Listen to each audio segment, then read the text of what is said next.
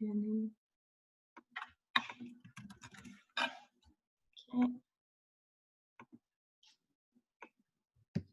Okay, good. Perfect. Great. And you see my screen share, right? Cool. Yes. All right. Let me go live. All right. We are recording. Welcome, everyone. So happy to have everyone here. People are slowly trickling in. We'll just give people a few more minutes to come on board and then we'll get started.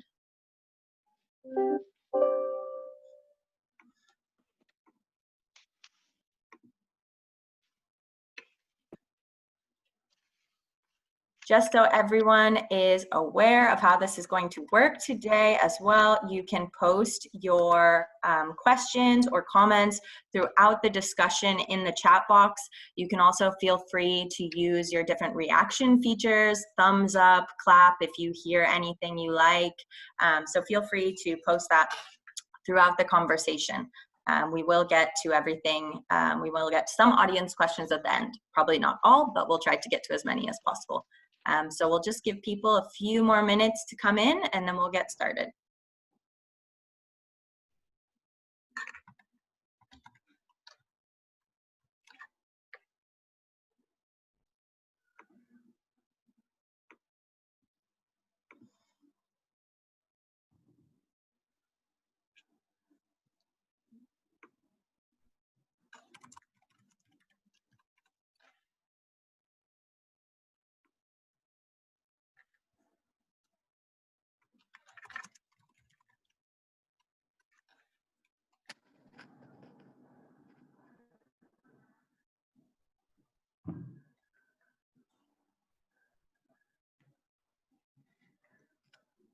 And just to let everyone know what's happening, we're just letting people trickle in. What might be nice actually is if everyone who's joined us today, if you can actually share in the chat your name, what country you're joining us from, and your age.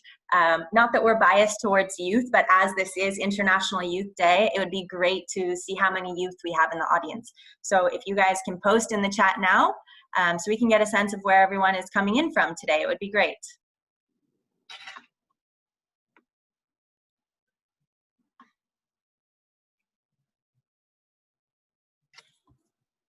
All right, as we are at 4 past the hour, I think we should get started.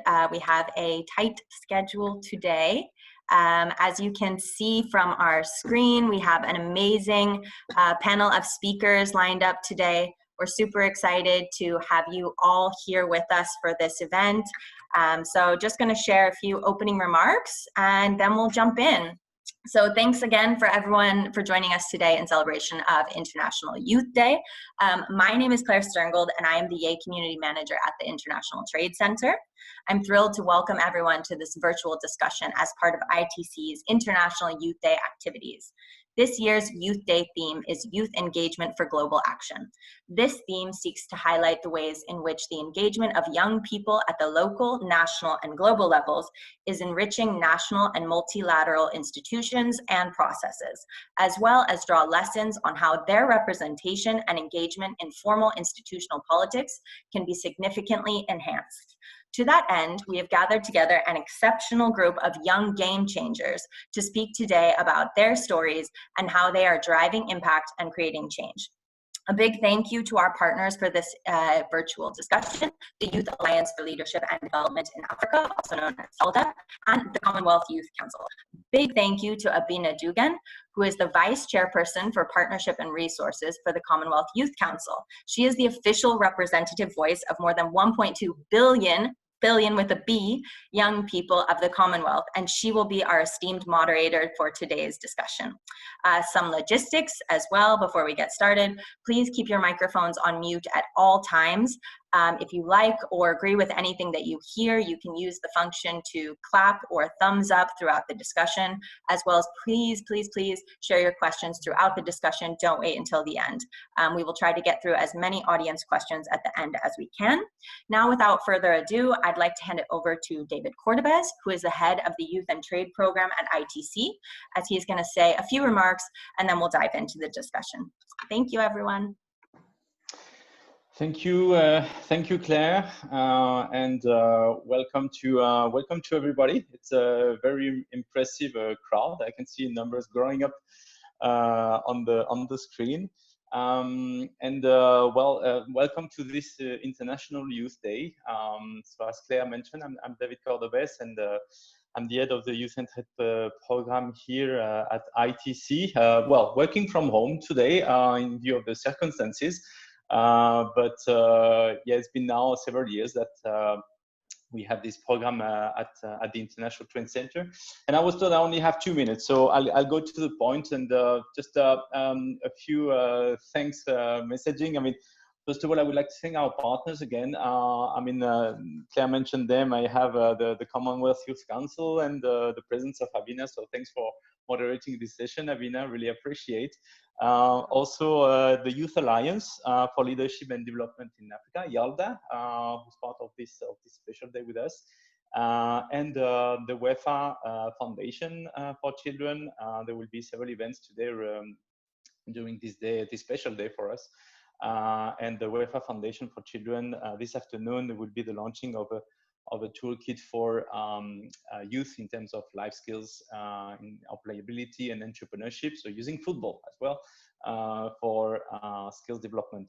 I mean, in a nutshell, what I would like to say about the youth program, I mean, our job here in Geneva with the team and a very talented team and young team actually, is to work on 2 pillars. And it's basically to have always a market-led approach regarding youth skills and for employability. So really making sure that youth are meeting the needs of the private sector that we strengthen in different countries of the world. Because that's the aim of ITC, is working with MSMEs and strengthening them. But the point is also for them to find the right skills. So our job as well is to make sure that the youth are well equipped for that. Working with TVET, also incubators and accelerators and other institutions, because the point of the program as well is to work a lot with institutions. That's why we are hosted in this department at ITC with our chief Champon, and also to support young entrepreneurs, of course, and making sure that they have the right policy environment, they have the right institution that meet their needs in terms of service, and also making sure that we provide themselves with the right tools to be better equipped to be connected to markets. So, I mean, I won't get into the toolkit details because it will take more than 2 minutes, but just to say that we have a wonderful gem as part of the Youth and Trade program, which is called the YEA Community. And this has been recently handed over to ITC from a partner that we had, Child Youth Finance International. And maybe on the chat, you will have the link to that, and there are wonderful resources and tools and community of more than 17,000 young entrepreneurs around the world. It's quite impressive, and it's completely free and open to young entrepreneurs, so do not hesitate to use these resources on the platform. Before I close, I also would like to little shout out to our colleagues, friends in the field, ITC colleagues, and particularly the ones that are in the Gambia and Guinea, and I could see as well a colleague from Bhutan, and the ones that are really working in supporting youth in the countries where we operate.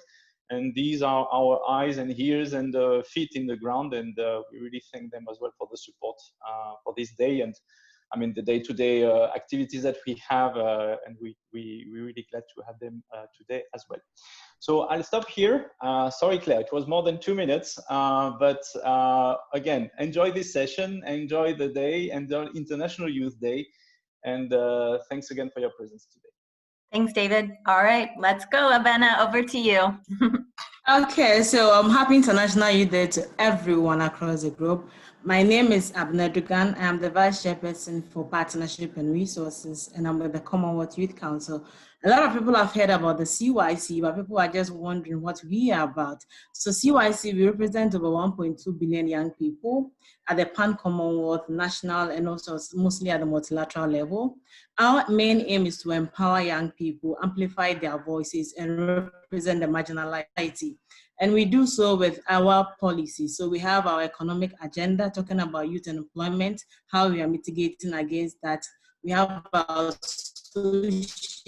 the environmental agenda that seeks to focus mainly on climate change and its disastrous effect on our society and also on our sustainability. International Youth Day has been one which is special to every young person because of the COVID-19, the pandemic that just came around. So for us, we are worried about how young entrepreneurs are managing in this crisis. How is that affecting young people out of jobs? Because most people are losing their job due to social distancing. We are also worried about how many young people are going to go back into business and what are the support schemes we can make it available. So the CYC, we've come up with some mini grants. Commonwealth Secretariat has also come up with some grant schemes to support our young entrepreneurs. We have entrepreneurship schools and all of the master classes online for our young people to be ambitious. So the International Youth Day has given us a singular opportunity to make sure that we drive change, to make sure that young people are engaged at the international, national, and also the local level to make sure we ensure sustainability and inclusive growth so that we all achieve the SDGs by 2020. So welcome my esteemed panelists and see everyone here and everybody's in good shape. So can you introduce yourself and share with the audience a bit about your story? What has been your motivation? What has been your drive for coming this far? Is there anyone who inspired you to come this far? So Inueta. Good morning, everyone. Thank you so much for having me. My name is Inota and I'm from Zambia. I'm a co-founder of an organization called True Entrepreneur, which we started around 2015, basically looking to support women in business. At the time, I was a university student studying economics rather, and statistics. And like many students, when you're looking for a way to generate income and you're in an African country, you realize quickly that it's very difficult to find a job. So you're posed with this issue of how do I generate income without finding a job? So we thought, okay, me and a couple of people around me said, okay, can we start a business to generate income? And we realized a number of people were doing that. It wasn't just us, but maybe three other people in our circle were also trading in one thing or another, which is fairly common in Africa. So we came from a place where we realized we needed to generate income just like many other youth, but how can we support people who are in entrepreneurship to think about business even beyond the confines of maybe like the boundaries of the tertiary education, school, or whatever it is? Because businesses in Africa, especially SMEs, they represent a large chunk of people who they employ. So in a lot of African countries, we're looking at between 70 and 90% of the labor force employed by SMEs. So it's a huge potential that SMEs have. And what we need, there's a real need for capacity building for entrepreneurs to make them realize that these small businesses can grow into medium businesses and eventually into large businesses, but they need support. They need a lot of support. So that was our starting point, realizing that there was a real need. There were a lot of people who were doing all sorts of different trading. They had huge potential, but how could we enhance their capacity? So I'm a co-founder of True Entrepreneur and also a full-time entrepreneur. Okay, thank you, Noeta. So Noeta said that you have to think about entrepreneurship. There's a lot of opportunities in SME, so hey, be on the lookout. So, friends. Yes, thank you, Abna. Take Abna. it from here. Yes, thank you, Abna, and thank you all for joining. I'm really excited for today. My name is Prince Bodu. I'm a Ghanaian. I'm currently based in Germany. I'm co-founder for Kumasi Hive, which is a hardware innovation hub in Ghana. And our focus is on rapid prototyping of ideas, additive manufacturing, entrepreneurship, and business development. I'm also co-founder for MapTech, which is a technology company that I started with a friend, and we develop GIS-based solutions, so geographic information systems solutions.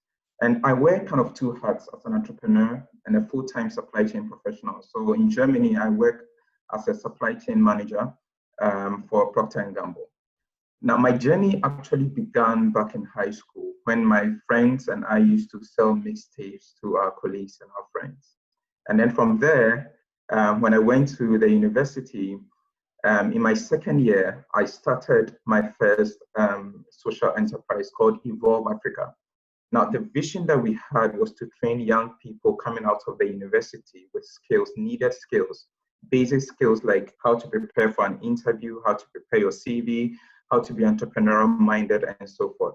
And by the time I was leaving school, my friends and I had organized workshops and trainings for close to about 2,000 students. My mindset was that there's a lot of unemployment. And my mind was that by the time I'm leaving school, I should have experience. And we did just that. So I graduated, and when I was leaving school, I had 3 years working experience because I've started a company whilst I was in school. So if you are here and you're in school, it's never too late for you to do that. At Kumasi Hive currently, we are focusing on preparing the next generation of entrepreneurs, especially in hardware innovation. Lots of the attention has been given to software innovations. And so we decided to occupy the gap for hardware innovations. And one of the key things that for us is it's important is we realized that in Kumasi there's something we call the magazine, Kumasi Magazine, which is an informal fabrication industry. It's actually one of the biggest in Africa.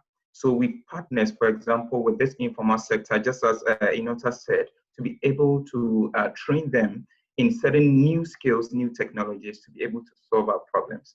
So that's all from my side. And as we go on, you get to know more about me. Thank you. Thank you, Prince. That was a big blow that because Prince said that if you are in school and you are not getting internship, getting experience, it's not too late. You need to go back there. Once you're on vacation, make sure you get the needed experience. You can move on from there. Now, Nancy, what has been your motivation to come this far as an entrepreneur? Hello, everyone, and happy International Youth Day. I'm so excited. My name is Nancy Amunga from Kenya, and I run an organization called Dana, a business called Dana Communications Limited. We major in logistics, clearing and forwarding, corporate deliveries, and transport.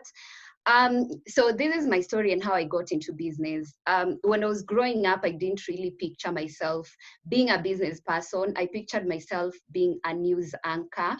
And then, so when I cleared school, I cleared my diploma in media and communications, and there was no jobs. So I hustled, I looked for a job for a long time, and there were no jobs. And then also, the fact that I had a diploma, and when they put the qualifications, they're like, you need to have a degree. So I was being chased out even before I'm given a chance to sit on the table and defend myself.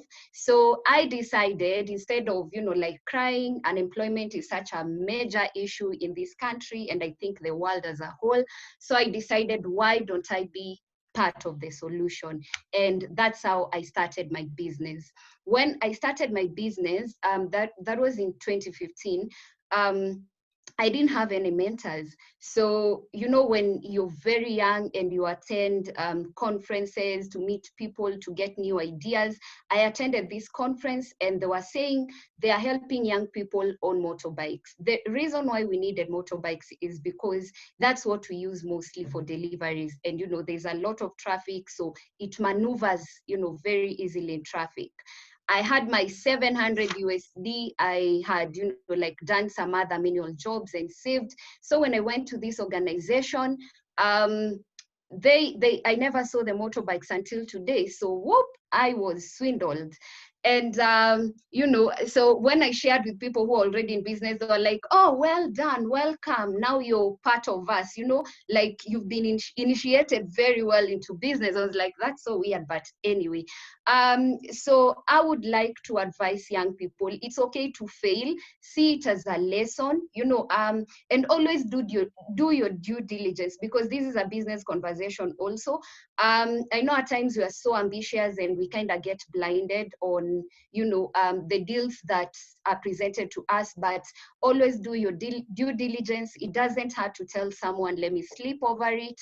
And as of now, I can happily say that it feels so nice to be part of the solution, because I'm creating employment, I'm feeding families, and I'm so happy. That gives me satisfaction. Thank you, Nancy. So one thing you have to keep from Nancy is that you should be part of the solution, not the problem. And unemployment will always be around, but be innovative and create something new. So Jeff. Yes, thanks so much. What's your take on this? Great. Good morning, everyone. Well, good morning from Accra, Ghana, and happy International Youth Day. Very excited to be here. So my name is Jeff Champon. I work on Blossom Academy here in Ghana.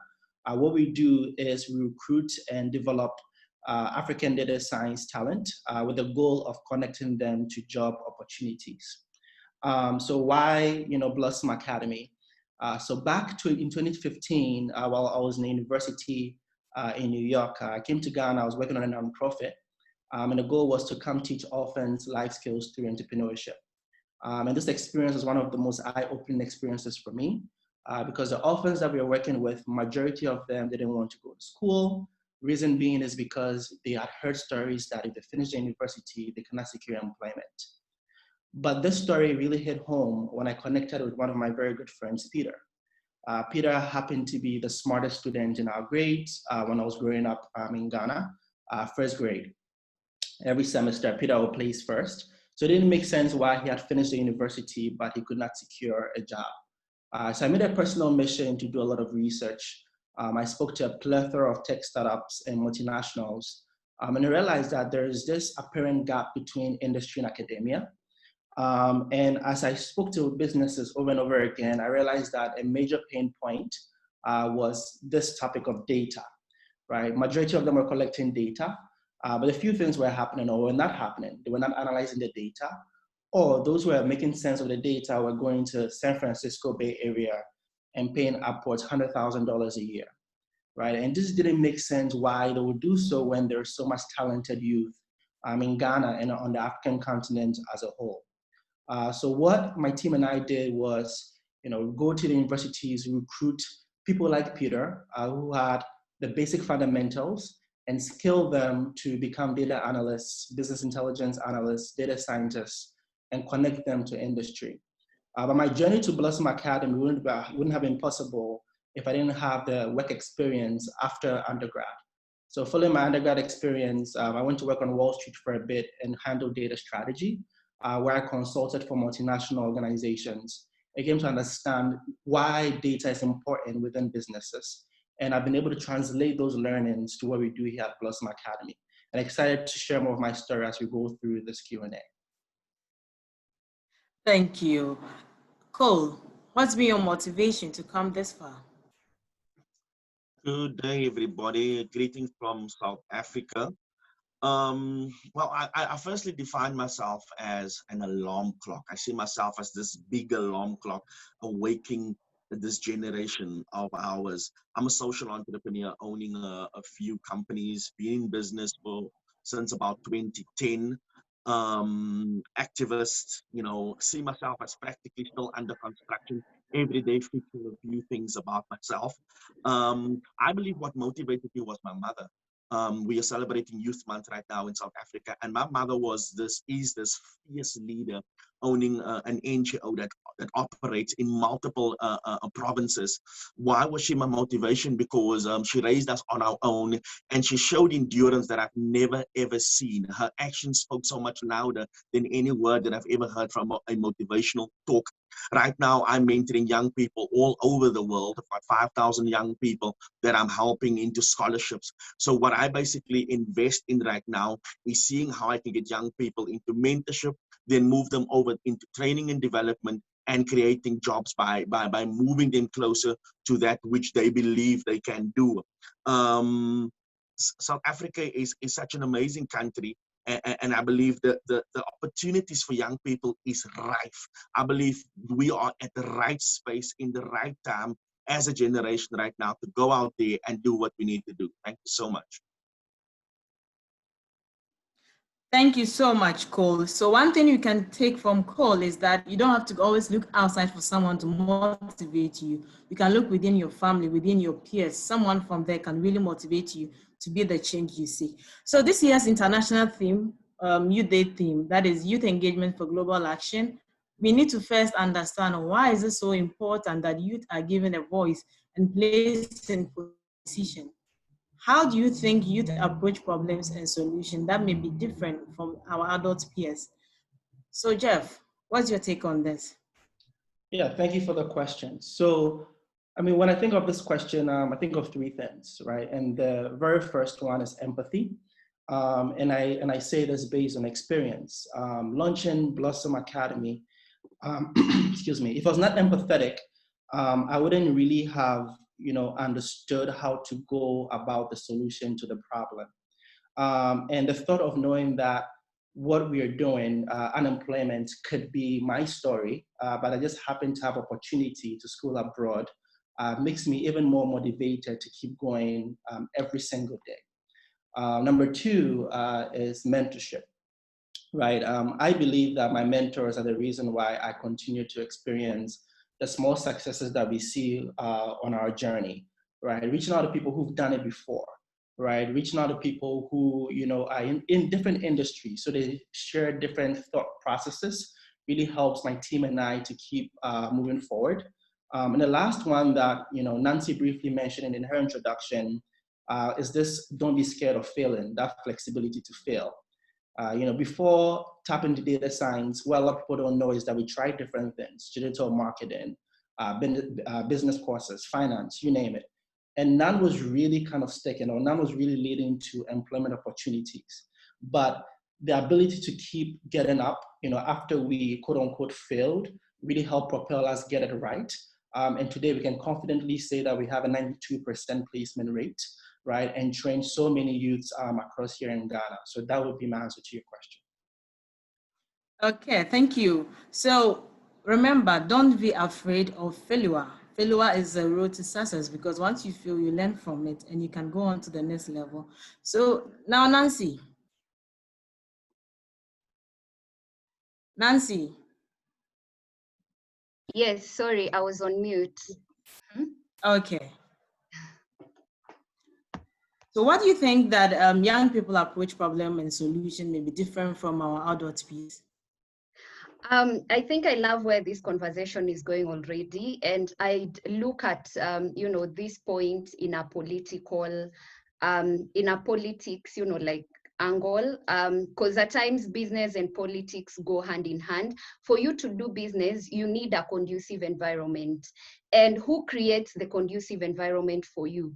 It's the politicians, because like in our country, it's the members of parliament who, make policies for us. So, which means for you to get into that space, you need to, be a politician and vie politically, because it's a political seat, for you to be able to be in that space. So I'm going to look at it in a political angle, because I also think young people should not be afraid to go into this kind of spaces in terms of, leadership.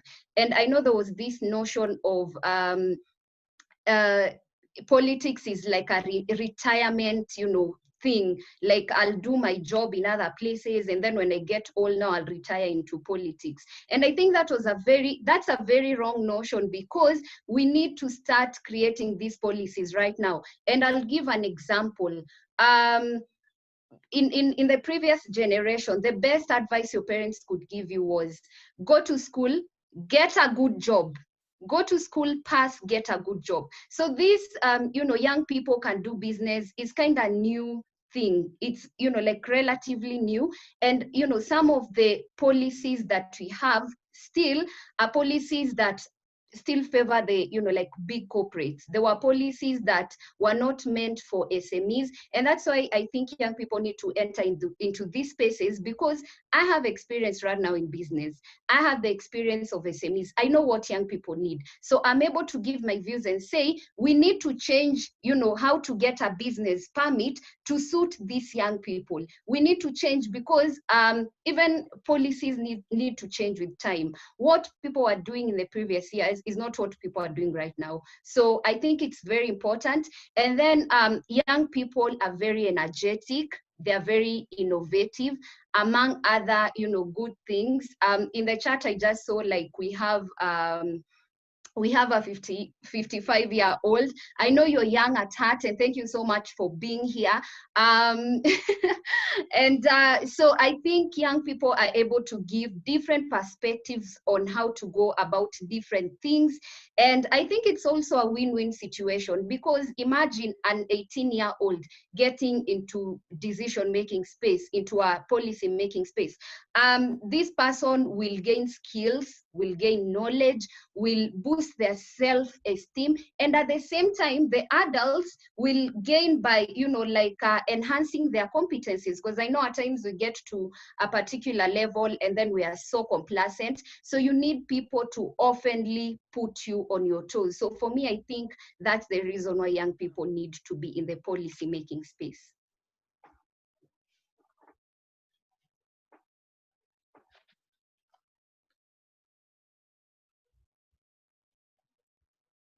Oh, I think Abena has frozen. Unfortunately, I think her internet cut out.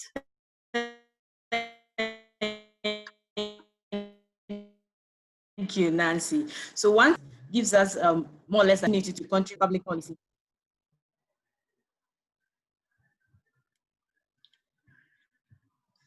Hello. So Cole. Hi. Hi. So what's your take on what's been how young people are and our problems and solutions differently from our adult peers?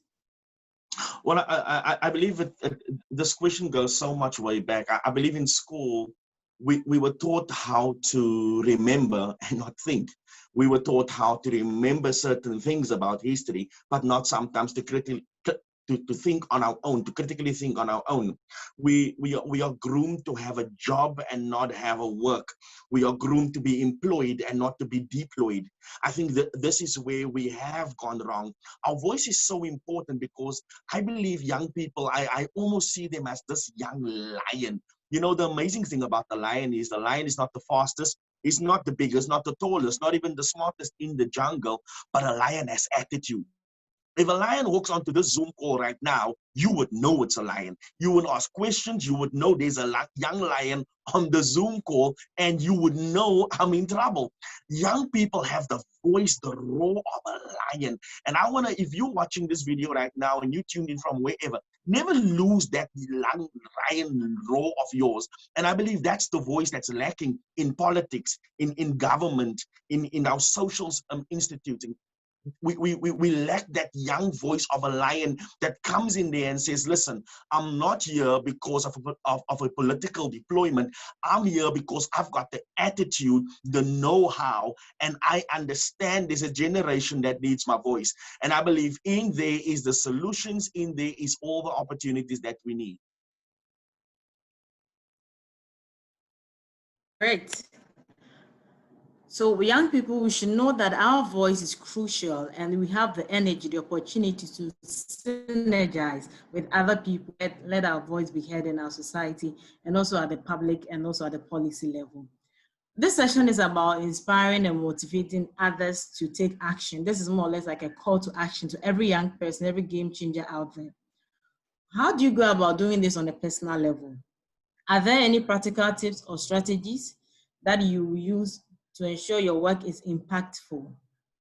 Prince, what's been your tips? What's been your secret? Please share it with us. Yes. Yeah, thank you very much. So for me, I function by the philosophy that create platforms for others to succeed. That's my personal philosophy, and that's what I live by. I started Evolve Africa, like I mentioned, when I was in my second year in doing my first degree.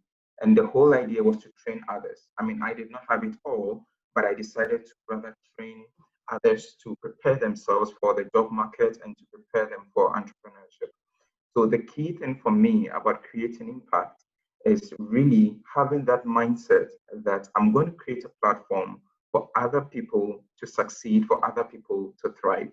And this brings me, fast forward, this brings me to some initiatives that I've done in this regard. For example, again, when I started my master's, I decided to organize the first TEDx event outside of the capital city. I realized that for most of the projects, most of the funding in Ghana went to startups and to organizations in Accra, which is the capital city. So I decided to do a TEDx event, organize my own resources, and to give the platform for young entrepreneurs to share their story. And this also more or less dovetailed into this Kumasi Hive when we started. The whole idea of Kumasi Hive is to give other young people a platform to succeed. One typical example is a company called Text Technologies, which is a very innovative company that last year won the most innovative product from the African Union in Africa. They won about $100,000. And the whole idea that these guys are running by is really simple: a lab in a box. Imagine a laboratory that is miniaturized in the size of a textbook, that students can perform experiments, either refraction. I even have a copy here, and kids are building their own robots. So they are learning robotics by themselves. These are the kind of stories that the African continent needs to share. And just to wrap it up, there's an African proverb that says that unless the lion learns to write, tales of the hunt would always glorify the hunter. Let's learn to tell our own stories, and we'll see more impact. Thank you, Prince. One thing that I've taken from your word is that iron sharpens iron. As young people, we can create the platform to support other young people to excel. Now, Inweta, what's your take on this? One thing we realized early on is that it's one thing to train people, to give them information, but if they cannot see that there are people in their community who've taken that path and have been successful, it's very difficult to convince people that, okay, you can actually do entrepreneurship a different way. You can actually scale your business. You can actually grow.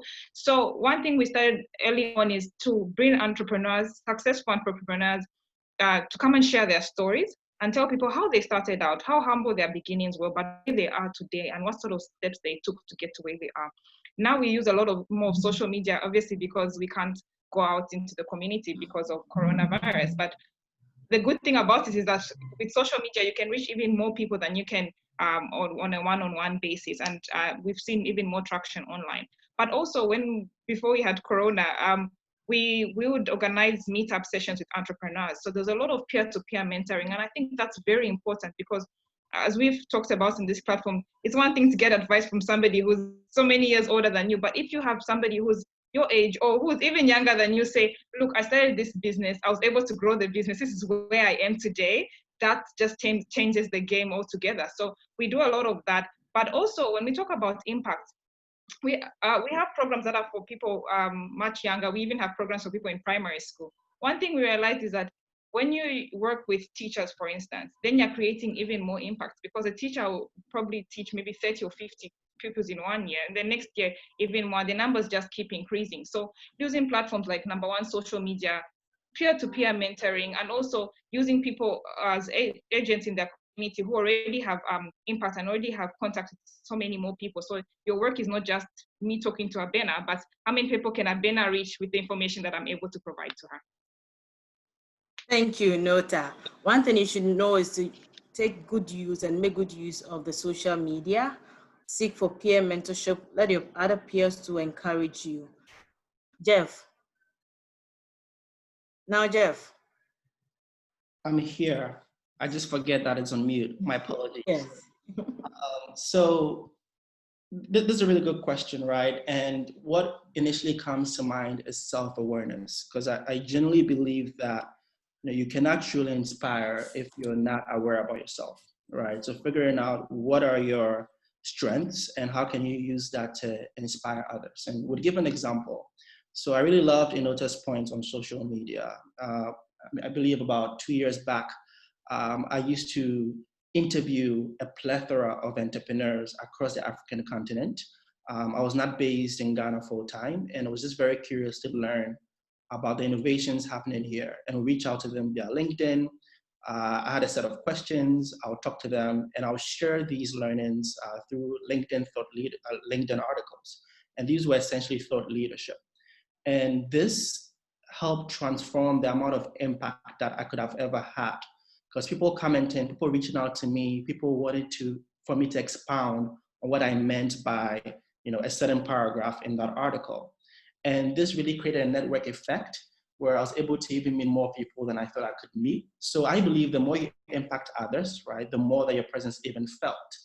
Now, on the note of mentoring, I want to share a very brief story based on my experience working on my nonprofit back in college.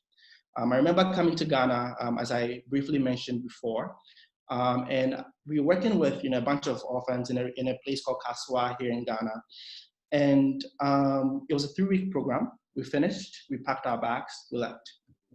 And I found out years later that method of mentoring is super dangerous. Reason being is because we went in and we gave them what I call hope, right? We went in and we made them feel like, there are people out there who truly care about them. But what did we do? We just packed our bags and we left.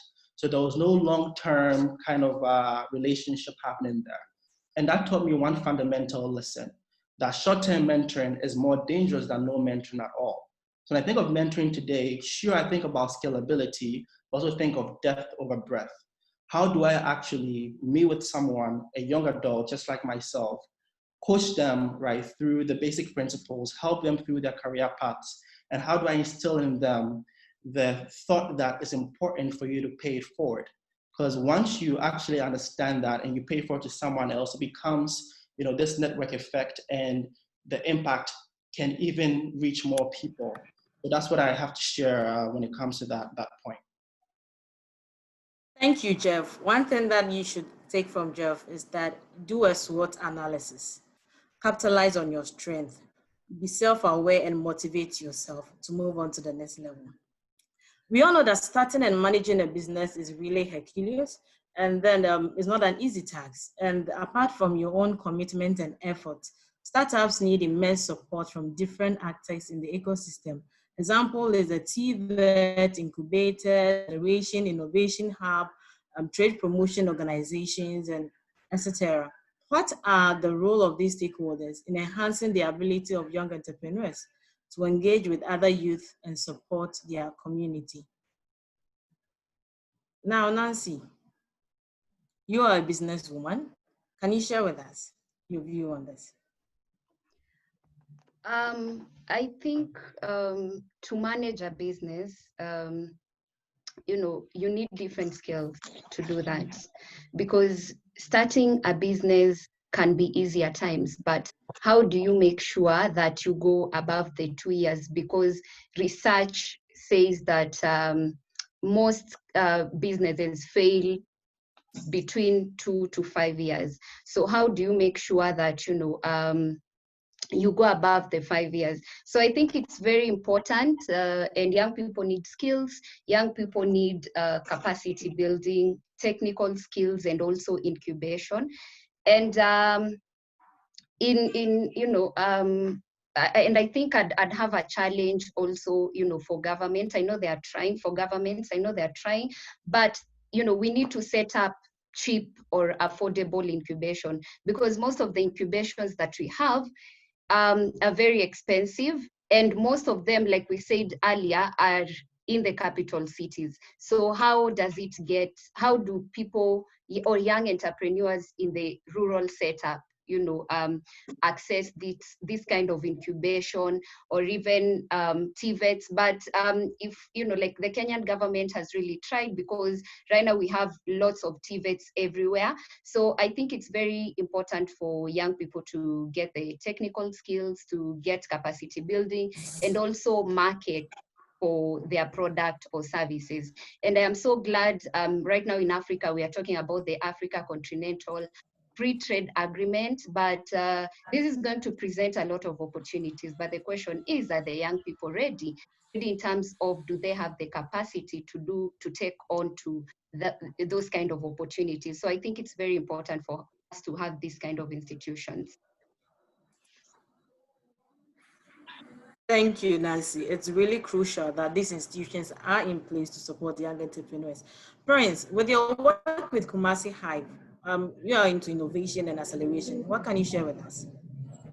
Yes, and thanks, Nancy, for that submission. So I cannot overemphasize the importance of having these innovation hubs. And this is really important. What it does is that it helps to to a large extent, democratize this whole idea of innovation and take innovation to the hinterlands. We decided to start Kumasi Hive outside of the capital city and close to the University of Science and Technology. We are basically, I think, 10 minutes drive from the university, where we know that there would be a supply of talent. So we are looking at talent and research. So a lot of the times what we see is that there's, especially in Africa, we have really silo events or silo organizations. Everyone is trying to do something by themselves. So what we realized as innovation hubs in Ghana, we came together, we formed this association of hubs. And what it does is we are able to champion our agenda with the government. It's important that we cannot do all the change that we want to see. We cannot do it by ourselves or by ourselves alone. We need the enabling environment. So what government does is government is able to create the enabling environment for the innovation hubs to thrive, to be able to sponsor them, to be able to even give them some form of accreditation, to be able to source for funding and so forth. And so for me, this is really important that we actually build more hubs. And by building, I don't mean the government, but I mean we as individuals like myself.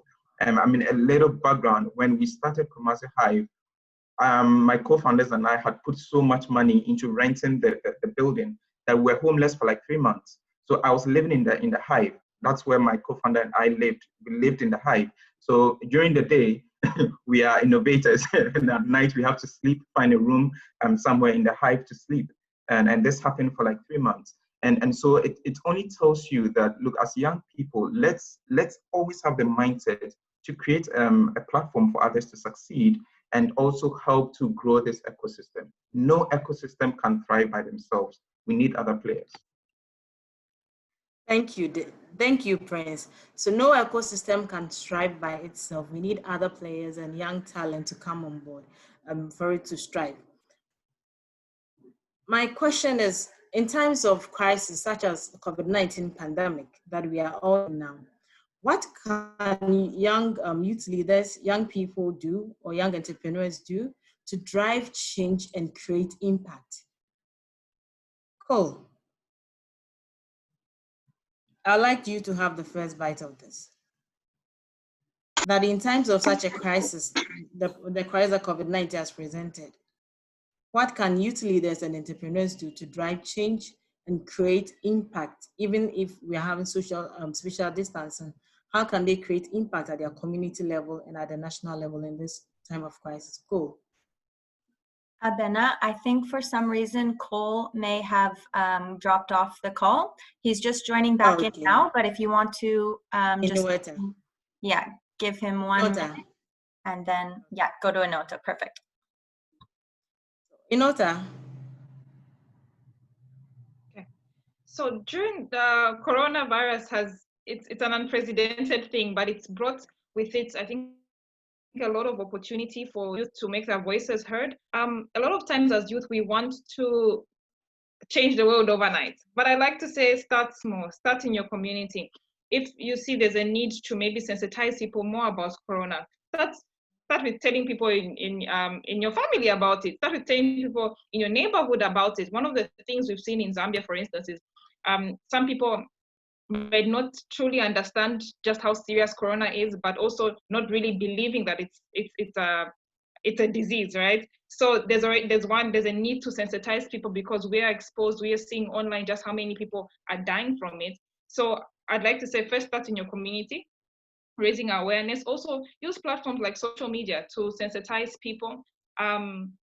If there are online movements, show up for such things, because where the impact that we create is based on the numbers of people that are able to come together.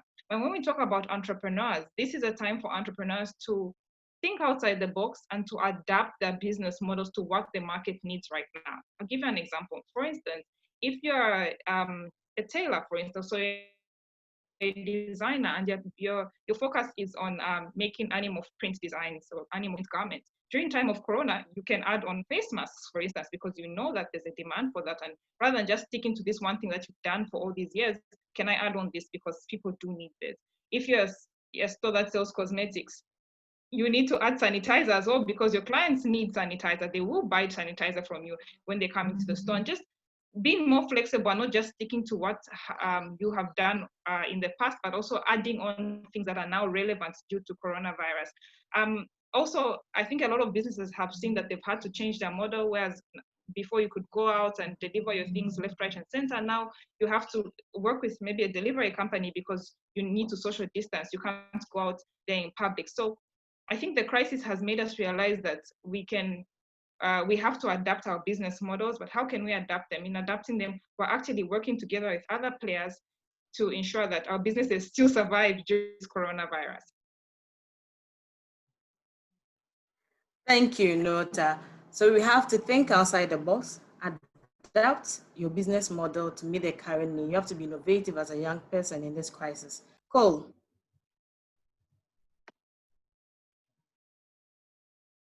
So I'll move to Jeff. Jeff, in times of such a crisis, what can youth leaders and entrepreneurs do to drive change and be impactful, even in this midst of all uncertainty? Yeah, thank you for the question. So the first thing that comes to mind is the mobilization of resources. What I mean by that, I can give some examples, is you can leverage tech platforms to garner resources to support your community. Tech platforms would come as GoFundMe, Kickstarter, you name it. I think that's number one. But I can share what we did at Blossom Academy, especially during this current pandemic. So at Blossom Academy, a lot of employer partners were not hiring because business had slowed down. Also, students who would actually pay for some of the courses, those who were upskilling, some of them were out of work. So what we had to do was actually reach out to corporates and ask them if they can sponsor some of the students. And we're surprised to get some sponsorships as well, right? And that just goes to the power of asking. Additionally, we were able to reach out to one of the largest telecommunications firms here, Vodafone, to give us data packages for our students, which really helps subsidize costs on their end and help the education process keep going along. So these are some of the few things that we did, right, to make sure that our impact is still felt and we're still driving change in our community. But one thing I definitely want to also stress that I think is really talked about is that in moments like these, as youth leaders, you tend to have a lot of pressure to do, but sometimes also okay to take some brief time to just rejuvenate, right? Just take some time for yourself and re-strategize, and you come back stronger. I think the mistake my team and I made was, how do we figure out how to do a lot right now, as opposed to how do we actually figure out what is important, right? And how can we provide utmost value? And we could have figured that out by actually taking the time and rethinking how we can actually add to the solution here.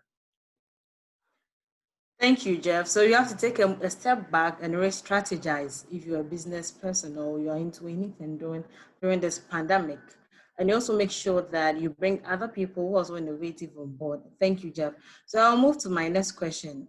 We see more and more that youth are being taken seriously lately with the creation of the UN Youth Envoy, the African Union Youth Envoy, the EU Youth Envoy, and all of that. My question is, a lot of young people have been thrust into the spotlight and continue to strive to create change. How can we ensure that these young people are not just figureheads? They are not just there for representation purposes, but they are being taken seriously and by our adult peers so that they can really drive the change we want them to be for us at the grassroots level. Prince. What's your take on this? Because we've seen a lot of disappointment all over, from the Commonwealth to the UN and all of that. And are we living up to your expectations? I mean, I think. Please be honest. I mean, if I had the answer to this, I would be a millionaire, because then I can sell the solution.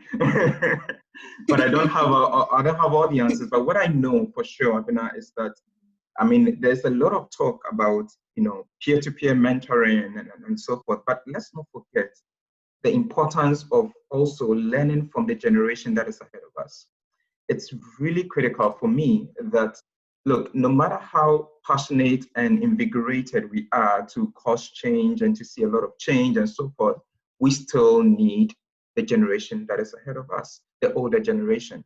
Now, I mean, in your question, we are looking at driving change. To be in a driving seat means you need experience, you need foresight to be able to see ahead.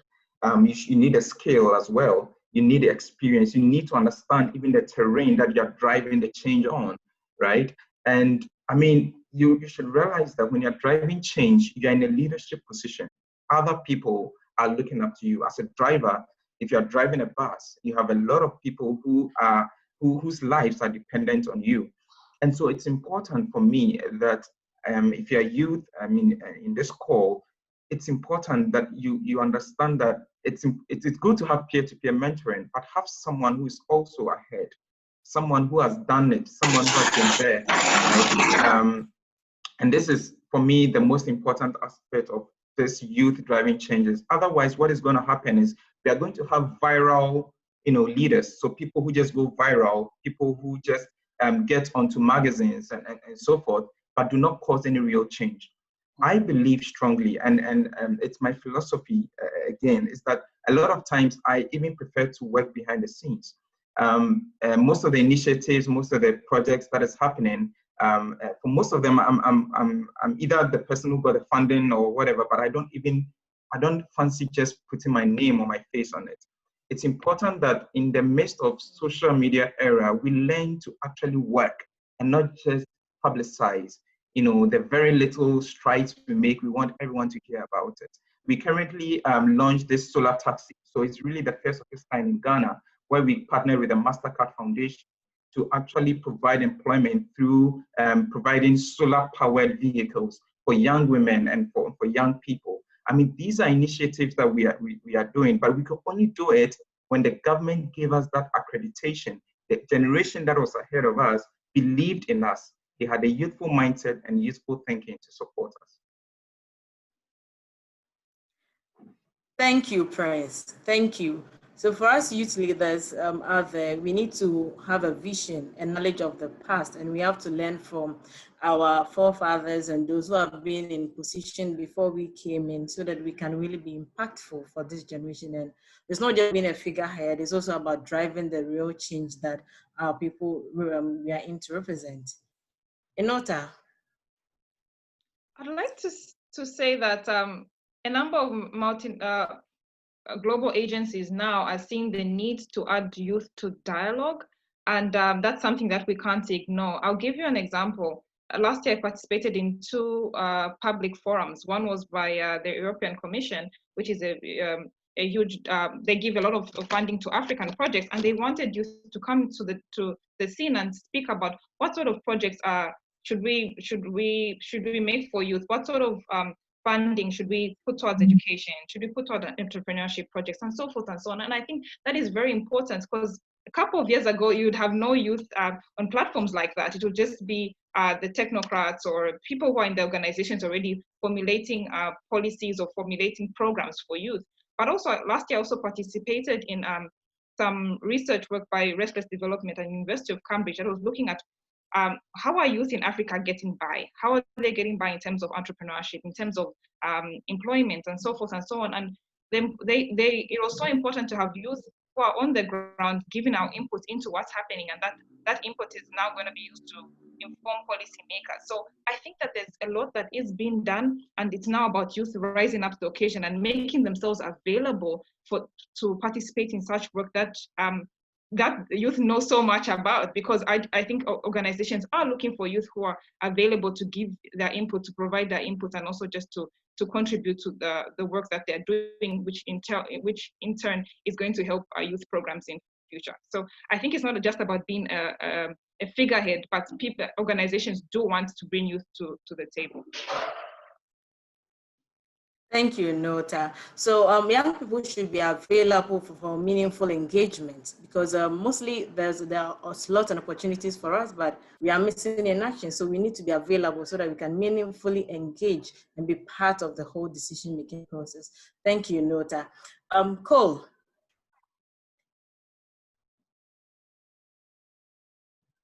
What's your take on this? With all these youth appointments and youth ambassadorial roles, what's your take on it? Are we really driving the change we seek? Is that for me? Yes, it's for you, Cole. I'm so sorry. I'm just having so many connection problems. Okay. I believe that sometimes we as youth are placed in these positions, but we lose our hunger. And I did not say greed. We lose our hunger for that first moment when you were in that position. My advice would be, youth, don't celebrate your last achievement for too long. If you look at a football match, if a guy scores a goal in the first 50 minutes, you can't celebrate that for the whole next second half. You still have to be in there. You still have to prove why you are there. Redefine your success and be able to handle pressure while you are in that position. It can't just be about it can't just be a political deployment. It has to be about political will. And I believe that we are placed there not just to make impact, but to influence decisions. And right now, as a young person, I mean, if you're watching this, how are you projecting yourself? If you look at a normal projector, if you put something in, there will be something projected from it. And how will you be projected 10 years from now? Amazing youth are placed in amazing positions, but how are you projecting who you are and the vision you have in that position that will be displayed over the next 10 years? So don't lose that hunger. Keep that hunger that you have, that got you in there, because eventually that will be your next level and the entry level to what you will still be doing going forward. Thank you, Cole. We have to remember that we are a young leader in that position to drive the change we need. Now, Nancy, you've been with Kai now, and you've been seeing most of these UN Youth Envoys, and you've been attending most of the conferences. What's your take on youth leaders in this figureheads? Yeah, so I think first we should appreciate that these positions have been put in place, and at least more and more young people can be able to feel represented and also air their views. On the flip side, I think some of these positions have just been, like some of them, not all of them, there's this notion, of it's in the constitution, so we need to have a young person here just as a appearance or something like that. So my thought is, can we, like have this discussion of, instead of, all of these, young representative posts, instead of them being appointed, can we talk about elections? And Abena, allow me to use you as an example. You were elected in that seat. You are not appointed. So which means you owe me an explanation as someone who voted for you, as opposed to when you're appointed and you feel like you need to be loyal to the person who appointed you, and maybe the person who appointed you feeling that it's like they've done you a favor. You understand? But I think the challenge also goes back to us young people, like the way Cole and Prince mentioned earlier. When you're in those positions, do you have the power, or do you lose yourself? Do you know why exactly you're there to like air your views? I know at times it's hard because the adults who are young at heart, I am avoiding to say old, I know at times it's really hard to like sit on the table with them and fight with them, because at times they'll be like, you know what, you're young, just sit down and listen, you don't know. But I think we should not lose ourselves as young people, and let's be servants. When you're put in those positions, remember why you're there, and I think so far so good, and we should appreciate the fact that at least these positions are there. I know they were not there before. Thank you. So we are supposed to be appreciative of the fact that it has been created, and we shouldn't lose ourselves in such positions. Thank you, Nancy. So Jeff, it's your turn now. Thanks so much, Abuna. I believe that my co-panelists have really said it all. So I'll just speak about it briefly through the perspective of running a business. So here in Ghana specifically, as a young adult, very, very hard to, really kind of get deals, close contracts, because essentially you're expected to have gray hairs, right? You go in and you're just young, like, what are you doing, right? Why aren't you working for a company? Why are you starting your own company? So oftentimes, actually, my business card, it says country manager as opposed to founder, right? I position myself as a staff. And that humility really gets people to actually open up more. And I think that really gets me, propels me a bit more forward or further. So I mean, the solution that I have to that is, or the advice per se, is just do the work, right? Provide value, prove your worth, right? And most important, be humble. And the reason why, I say this, be humble, is because no one likes someone who's too full of themselves. And I think that there's also an opportunity, right, for youth to really make their track records visible. What I mean by that is, it's not about posting that you've won a grant, but posting some of the impact and accomplishment that you've had. Because when, other adults in power see this, they're like, oh, they're actually getting the work done. It's not a matter of they are a youth is a reason why they're getting all these recognition or these awards.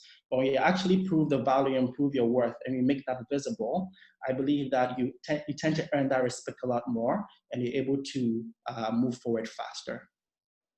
Thank you, Jeff. Prove your value, be humble. Humility will take you places, and be open for correction and learning new ideas. So we've come to the end of our panelism, sharing the ideas. We are going to the Q&As, where we're also going to hear from you, and we're taking 2 questions. So I have a question here from Olivia. Olivia said, this question is for Inota. Inota? So this question is directed to you. Have the participants been involved in public or private consultations to design strategies for economic development so they could raise their views, concerns, aspirations? Inota. Okay, I think that different countries take it differently. I know in Zambia we have a youth council that would deal with those things. So I don't know how it is in different countries in Africa, but I know that, for instance, in Zambia, we would have a platform where we could air out our views.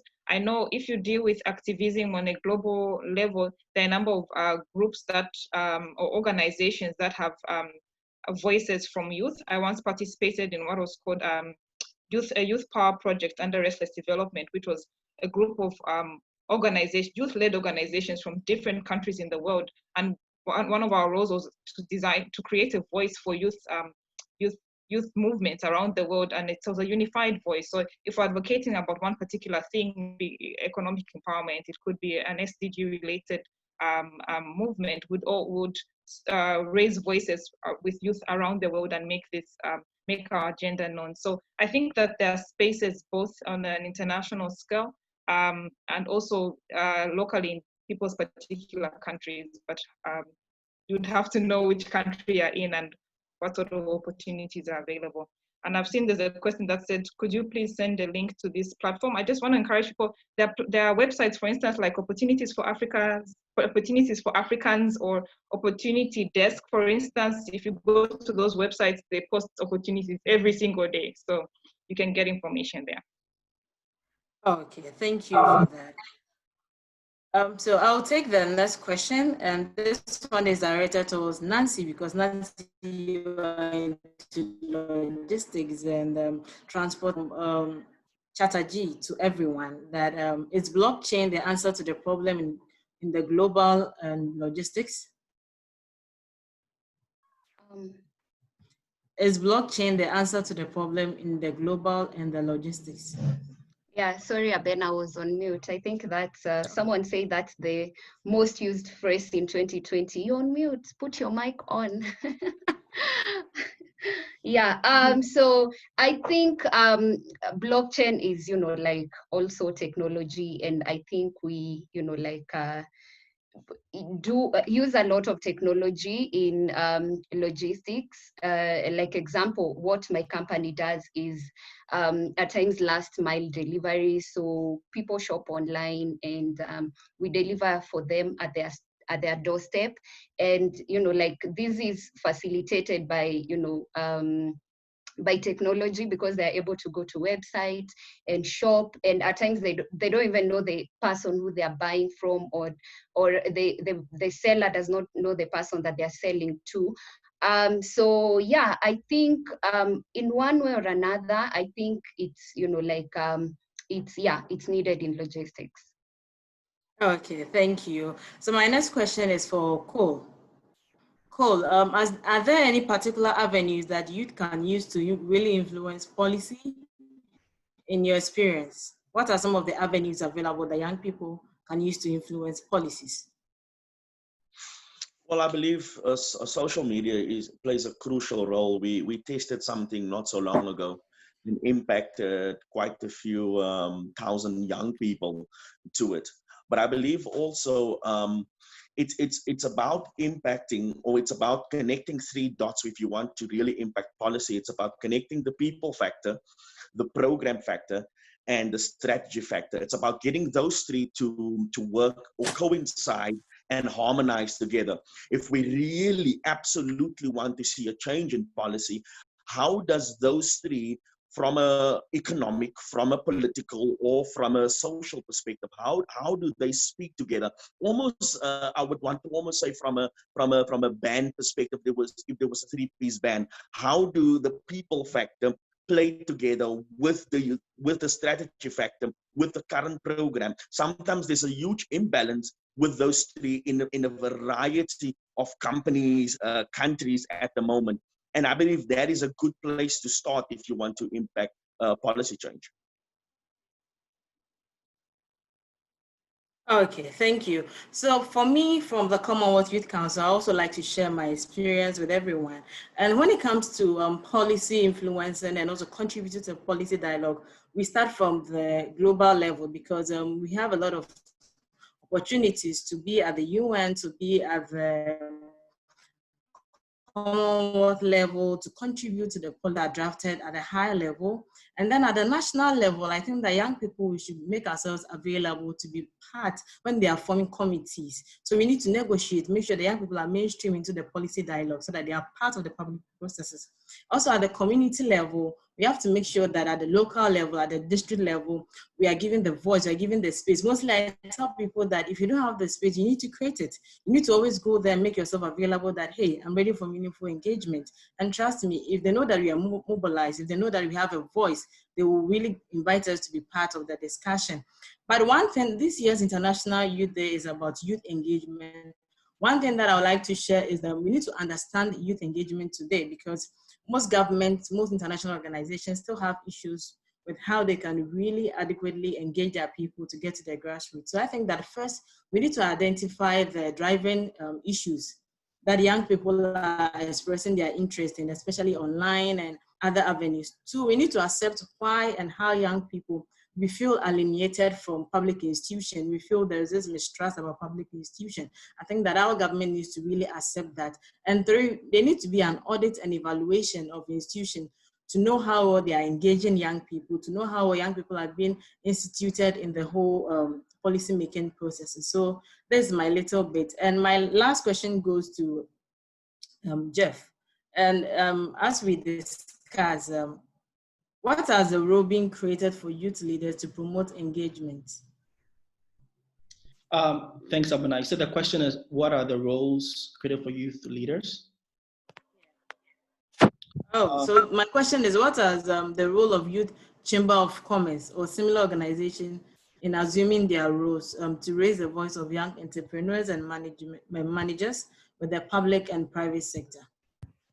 Yeah, so if I understand the question correctly, I mean, I think that these institutions like a Chamber of Commerce makes doing business or creating organizations a bit more seamless, right? I have conversations with the Ghana Chamber of Commerce all the time because I'm also very interested in agribusiness.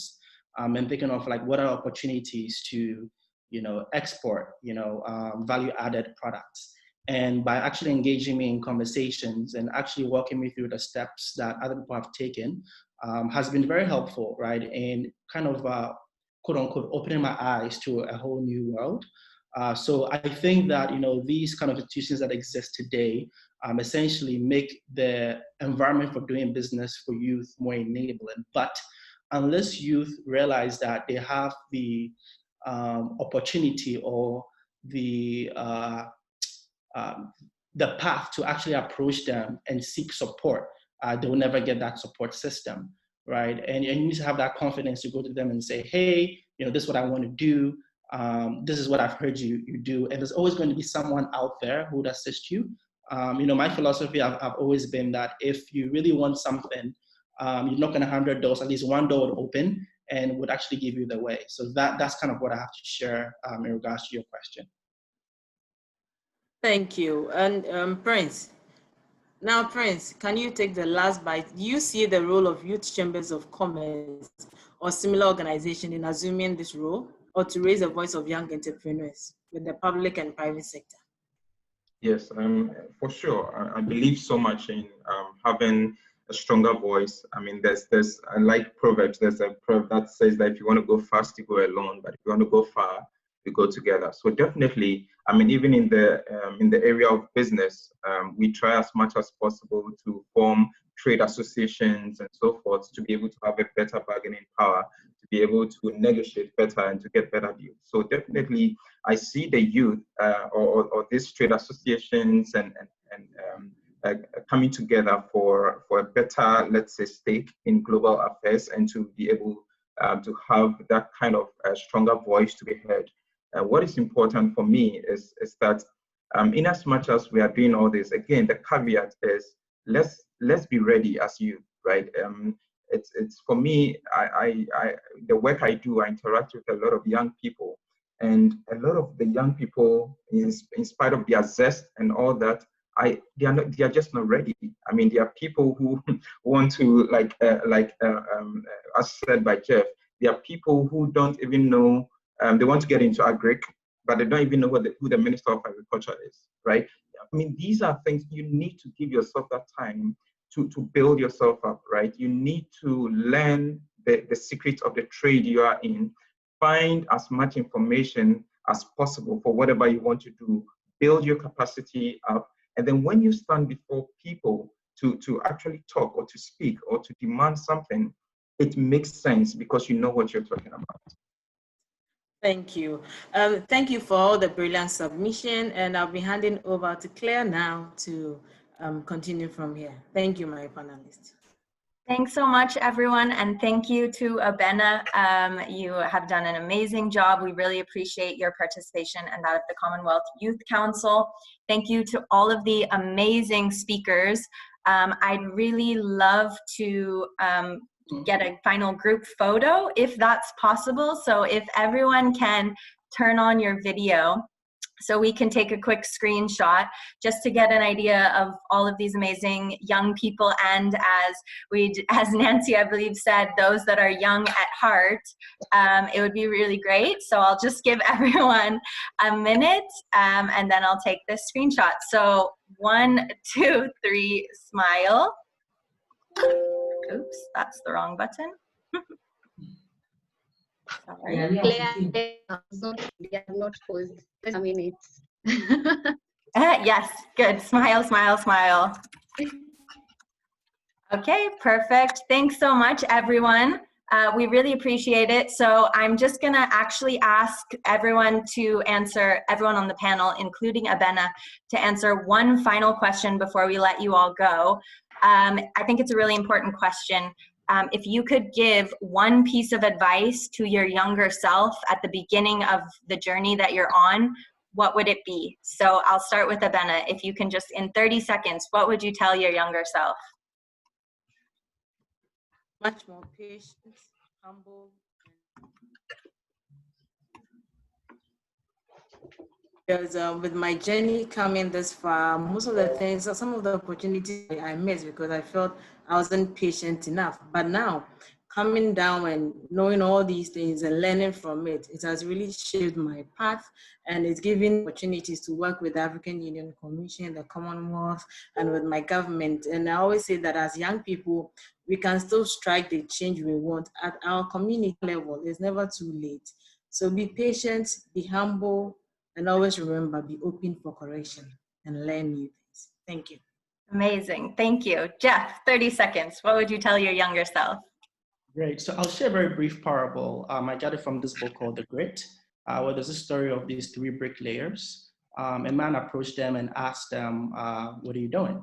The first one said, I'm laying bricks. The second one said, I'm building a church. The third one said, I'm building the house of God. The first one has a job. The second one has a career. The third one has a calling. And I'll tell my younger self, right, to be like the third bricklayer. Look within and understand what's important to me, right? And also take the time to forsake the rest, or else success will never be pleasurable, or it just wouldn't last. Great. Oh, wow, that's wonderful. All right, cool. You're up. They say every morning in Africa somewhere, a lion wakes up and he has to chase a gazelle to eat. A gazelle wakes up and he has to escape a lion. My final advice is, what are you waiting for? Must you always be motivated and chased before you realize your true potential? There is a why within you. Stop waiting for something to happen before you happen. That's my advice. Thank you. Amazing. Love it. Love it. Take charge. Prince, 30 seconds. So my advice to my younger self would be that life is not just about myself, but it's about creating opportunities for others. That is true purpose. Wow, that's incredible. Truly, truly working for the benefit of the social good. Nancy. Yes. So I'd tell myself that winners look at you. Don't be afraid to start, just start. Don't be afraid if you don't have everything figured out, just start. You'll figure out some of the things on the way. And I'd also tell myself, do a lot of collaborations, because it should be about collaboration as opposed to competition. Amazing, excellent. Collaboration over competition. And Inota, your final word, what would you tell your younger self? I would tell my younger self 2 things. 2 things are very important: guidance and accountability. Guidance, get a mentor. For accountability, get a coach. And sometimes we think a mentor should be somebody who's so far away, or somebody who's, a mentor can be somebody who's your peer. You can do peer-to-peer mentoring. And then get a coach. A coach could actually be a friend who's accountable, an accountability agent. So you're tracking what you're doing, you're making sure that you're achieving your goals, and so forth and so on. So those 2 things I think are very important. Perfect. Accountability, super important. Well, thank you guys so much. I really hope that the audience has been taking notes, because you guys have come with some amazing insights. If you're sick of hearing from the older generation, do this, do that. Well, I hope this discussion changed that for you all, and you heard it here from the youth game changers. I hope you all have a wonderful International Youth Day. Thanks so much to everyone for taking part, and enjoy the rest of your day. I hope you have some fun, youthful activities planned. Thanks, everyone. Thank you. Thanks a lot. Thanks. Thank Bye. you. Thank you. Thank you.